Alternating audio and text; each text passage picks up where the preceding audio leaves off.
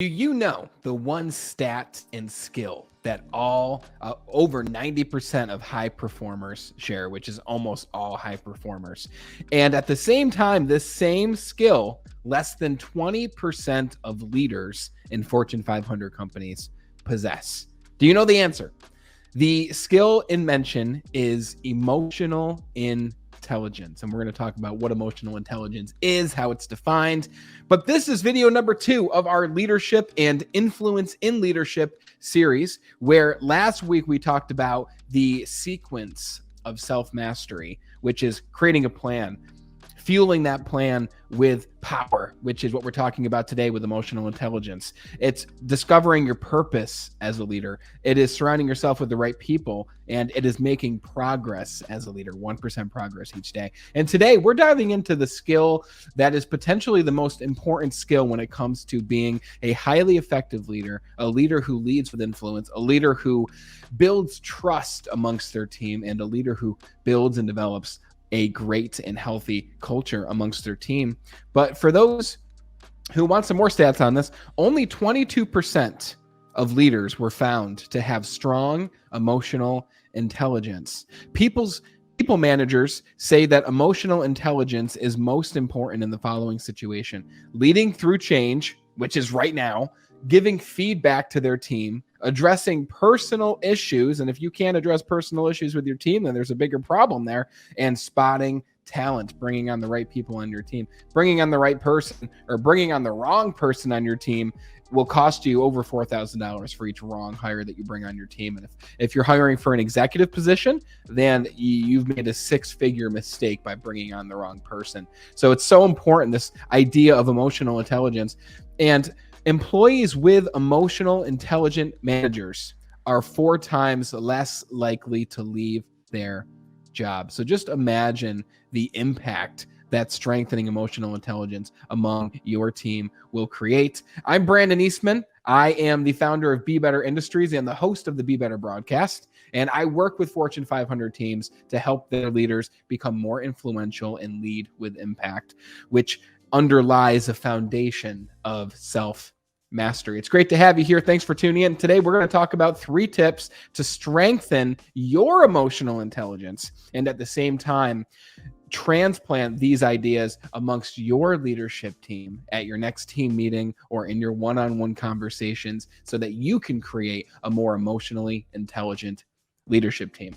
Because when I moved into leadership for the first time, I was technically 19 years old. And I just thought that leadership and management was a title. I believed that by being in the role, I immediately became a leader or a manager.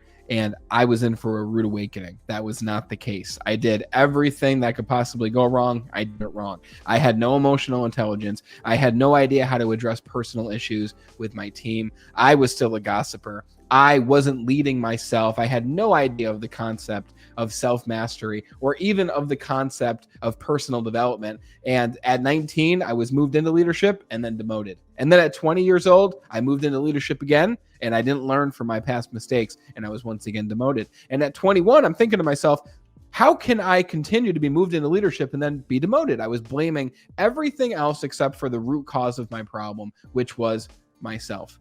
And that's when my leader at the time took me under his wing and said, Brandon, if you want to lead other people, if you want other people to respect you, then you have to respect yourself. And he introduced me to the world of personal and professional development.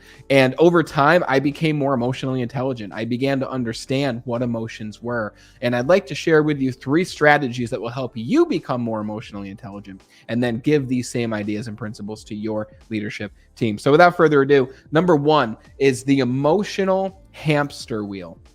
We have to think about what emotions are and where they come from. And when it comes down to emotional intelligence, I'd like to give you the actual definition of what emotional intelligence is. Emotional intelligence, which I'm finding from the website Very Well Mind, and this is a very agreed on definition, is the ability to perceive, interpret, demonstrate, control, evaluate, and use emotions to communicate with and relate to others effectively and constructively. This ability to express and control emotions is essential, but so is the ability to understand, interpret, and respond to the emotions of others. So, what are signs of emotional intelligence?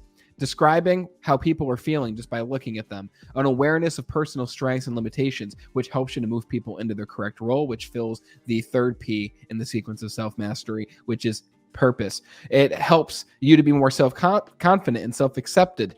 It's the ability to let go of mistakes, the ability to accept and embrace change, a strong sense of curiosity, so on and so forth. This idea of emotional intelligence is so powerful, and it's not just something you have or you don't have. Emotional intelligence is a skill that you improve and get better on. And some of us are already strong at it because we grew up in an environment, maybe in our childhood or in our community, where we had to become emotionally intelligent in order to know what mood our parents were in, what mood our friends were in order to get our way, in order to influence at a very young age, right? So some of us have this underlying foundation of emotional intelligence that moves into the workplace with us. And this is when we look at young leaders who are successful and we say, wow, they're a mature leader. They've just got it going on. But it's not the case. It simply means that they've practiced this skill longer. And number one is the idea of the emotional hamster wheel. What are emotions? What do they lead to? So I want you to think of your emotions, right? What creates an emotion? What sparks an emotion in us? And if we think about what an emotion actually is, emotion is vibration, right? Emotion is simply energy that's moving at a specific frequency and it's moving in a specific direction throughout and around our physical body or our physical vessel or whatever you want to believe, right? So our emotions come from our thoughts. Our thoughts lead to emotion. So if we're at work and we have someone who is having a rough day, maybe someone on our team, then we might have the thought of, I wish that person could pull it together, right? That thought will then lead to an emotion of frustration or even anger, right? And that will lead to resentment towards that person. And then our emotions lead to our actions, right? So if we're feeling frustrated, if we're feeling angry, then the action we're going to take towards that member of our team isn't going to be a very constructive action, right? It's going to look like you talking down to them. It's going to be you trying to explain to them how they should feel. It's going to maybe even be you ignoring them, which ignoring them is still a conscious action that's being taken. So if you think about your thoughts leading to your emotions and then leading to your actions, it's a completely revolving door. That's why we call it the hamster wheel. Your actions will then lead to new thoughts and new emotions and new actions, and it's a constant revolving wheel. So the question is, when we're first starting out on this journey of strengthening our emotional intelligence as a leader, how do we start to change the vibration and the energy on the emotional hamster wheel? Is it to focus on our thoughts and try to change our thoughts? No, because 99% of the thoughts that we have on a daily basis are simply the same thoughts we had the day before. So that would be difficult. Is it to try to change our emotions? No, because that would be even more difficult because our emotions come from our thoughts. So that leaves us with our actions, right? By changing our actions, even if it might be difficult, we begin to change the hamster wheel. We begin to influence the thoughts that we're experiencing, the emotions that we're having, which lead to better actions. So at the very beginning, if we focus on constructive and strong actions that we can take and look to make these actions a daily routine, actions such as checking in with our team, asking people on our team, how are you doing? Maybe without even giving advice, just simply asking people, how are you? Are you okay? Maybe one of the actions you implement into your routine or help your leaders implement into their routine is the action of giving positive feedback when the people on your team did something great, when they had a successful project, when they hit a certain sales number or a quota or completed a project in a great way. Giving constructive and positive feedback to that person will then give you new thoughts and new emotions, which will lead to new actions. And then once you start and get better at this, the hamster wheel, the emotional hamster wheel, becomes a positive vibration hamster wheel that builds momentum. And the more momentum you build, the stronger your emotional intelligence becomes. So that's step one. Focus on the right actions to create new thoughts and new emotions that lead to better actions. Number two is record your emotions on a daily basis. This is one of the most overlooked ways to improve your emotional intelligence because it sounds so simple, but the number one way to improve your emotional intelligence is to become aware of the emotions that you're even experiencing on a daily basis, right? I wish I looked up the stat, but I'd like to know how many different emotions does the average person experience on a daily basis? Let's look it up. How many different emotions does one experience in a day? Let's see if we can find the answer. Wow. The average person has more than 400 emotional experiences every day. And that stat comes from the Society for Human Resource Management. And it's a .org website, so it looks like a pretty reputable website. So over 400 emotions, and obviously maybe we can't even name 400 emotions, but we certainly can name 30 or even 10 or even 12 or 15. And it's actually something that's discussed is the more emotions that you can be aware of throughout your day, the more emotions that you can name and actually label as an emotion, the more emotionally intelligent you are. So if you're able to name 400 different emotions, then you are a significantly emotionally intelligent leader and human being. I don't know if I can name 400. I can maybe name 50 emotions if I really sat down and tried. But the goal here is begin to record the emotions that you're experiencing on a daily basis. When you feel great, take your phone out, go in your notes app and record that you feel great. Or have a notebook that you carry around with you or a small little notepad and write down, I'm feeling sad in this moment. I'm feeling excited in this moment. I'm feeling depressed in this moment. I'm feeling like I've achieved something in this moment. I'm feeling confident in this moment. Write down all the emotions that you experience on a daily basis and do this for 7 days. It will take some time each day.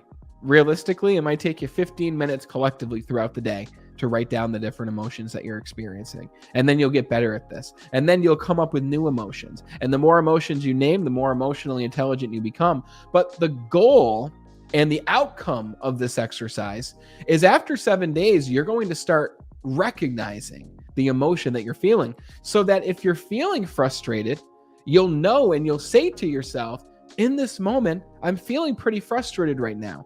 Maybe this isn't the best time to go have that conversation with Joe or Susie about their performance. Maybe this isn't the best time to make the phone call to Richard because I'm upset right now. I'm not in the best emotional state right now. So I'll give myself 90 seconds to change and alter that emotional state so that I can actually have a positive conversation with Joe, Susie, or Richard, right? The more aware you are of your emotions, the more power that you have and the more emotionally intelligent that you'll become.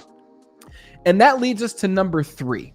Number 3 is to never identify with an emotion that you're experiencing. With over 400 emotions that you're experiencing on a daily basis, how could you possibly identify yourself as one of those emotions? As an example, how often do you hear people say the words, I am depressed, or I am shy, or I am sad, right? When we use the words I am and put anything after those two words, we begin to identify with that state of being. And when we identify with something, identity is a whole other beast. If we identify with something, we begin to search and find that specific thing or emotion in this sense in every little circumstance or situation in our life. So if we say, I am depressed, do you think you're going to experience more depression than the person who doesn't say, I am depressed? So whenever you hear your leader say, I am, and then something disempowering, ask them questions such as, how does that feel? How does that go? Right? What does that look like to be depressed? What does that look like to be frustrated, to be sad? How often do you experience that? Right? And if they say, I'm always depressed, you can say, all the time? Right now? When you're sleeping? Right? So this idea of identifying with an emotion can be dangerous because you are not simply one emotion. You are experiencing a whole range of emotions. So you aren't frustrated, you're experiencing frustration. You aren't depressed, you're experiencing depression in this moment. So begin to recognize what emotions you're feeling. Understand the concept of the emotional hamster wheel and never identify with your emotions, remember that you are simply experiencing your emotions. And I'd like to share with you one more really powerful stat when it comes to emotional intelligence. And that is right here. Let's make sure it's broadcasting. There we go. 87% of millennials today, which is most of your workforce, are motivated by the emotional intelligence of their leaders to help the company succeed. The Chartered Governance Institute of the United Kingdom and Ireland report that emotional intelligence accounts for nearly 90% of what sets high-performing leaders apart from those with similar technical skills and knowledge. And this is the scary part.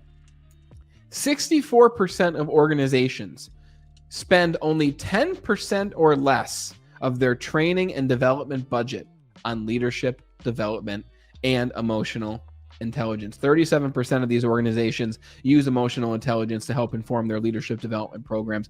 That is a scary stat, being that emotional intelligence could quite possibly be the most important leadership skill and skill in general to becoming an influential leader and to leading an organization to success. So if you're ready to bring in principles of emotional intelligence to your leadership team, then reach out to me. Send me a message. I'd love to have a conversation with you about what strengths are of your team, where your team may be falling short with these concepts. And I'd love to have a conversation about how we can work together in order to strengthen your leadership team and help them to become more influential. I'm Brandon Eastman with Be Better Industries. This is what I do. This is how I help teams. And I would love to help yours and to have the opportunity. Thanks so much for tuning in to episode 2 of Becoming a Highly Influential Leader Who Leads with Impact. We will see you next week for episode 3.